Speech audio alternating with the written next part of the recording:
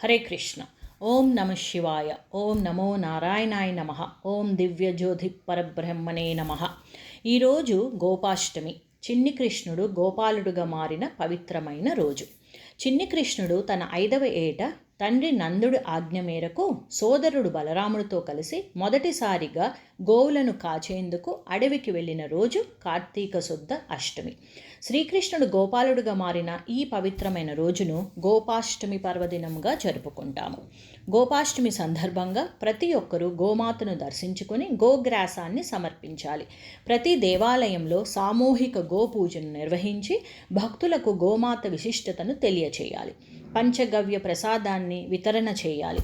గోశాలలో కూడా ఉత్సవాన్ని నిర్వహించాలి. గోశాలను శుభ్రపరిచి గోవులను అలంకరించి విశేష పూజలను జరపాలి. గో ఉత్పత్తుల తయారీ, ప్రదర్శన, విక్రయాలు ప్రారంభించాలి. గో అనగా గోమాత, గోప అనగా గోపబాలుడు.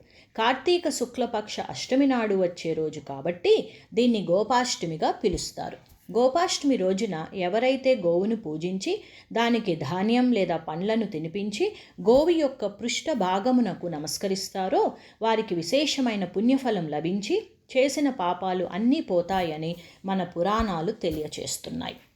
గోవు పరదేవతా స్వరూపము. గోవులకు అధిష్టాన దేవత సురభీదేవి. కామధేనువు పరాశక్తి అయిన లక్ష్మీ స్వరూపం.